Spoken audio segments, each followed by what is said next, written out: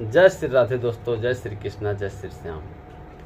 दोस्तों, भगवान आपकी रक्षा कैसे करते हैं, थोड़ा सा हम लोग गोस्वामी जी द्वारा रचित दोहावली में से थोड़ा सा एक पद गाते हैं। सभा सभासद निरखी पट, पकड़ी उठायो हाथ, तुलसी कियो ये गार हो, बसन बेस जदुनाथ। जिस समय द्रौपदी ने सभा की और सभासदों की ओर देखकर किसी से भी रक्षा की आशा न समझकर एक हाथ से अपनी साड़ी को पकड़ा और दूसरे हाथ को ऊंचा करके भगवान को पुकारा।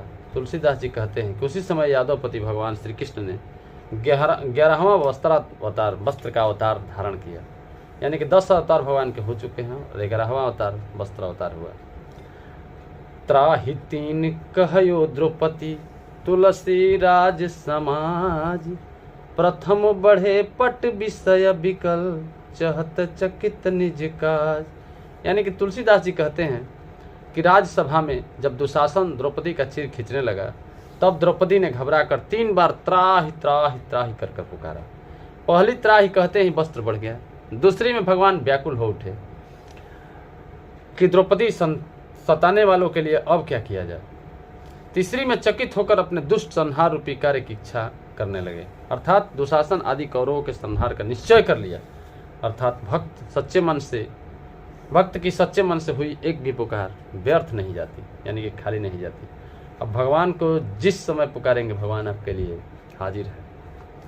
सुख जीवन सबको चहत, सुख जीवन हरिनाथ, हरिहाथ, तुलसी दाता मांगे नऊ, देखियत बुदयनाथ।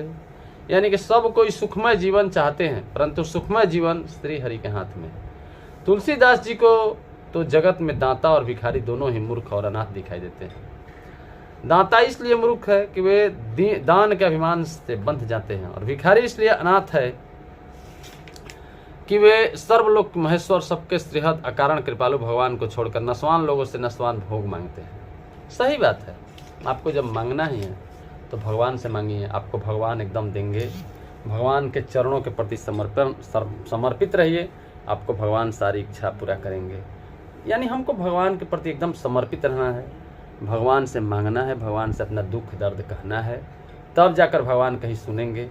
बिना उनको पुकारे आपका कोई सहायता नहीं। यदि सहायता करना होता तो द्रौपदी का चीर हो रहा था, उस सभा में बहुत बड़े बड़े महारथी, बड़े बड़े योद्धा, बड़े बड़े ऋषि, बड़े बड़े मुनि, बड़े बड़े लोग बैठे थे, जो धर्मात्मा बैठे थे, किसी ने भी उनकी रक्षा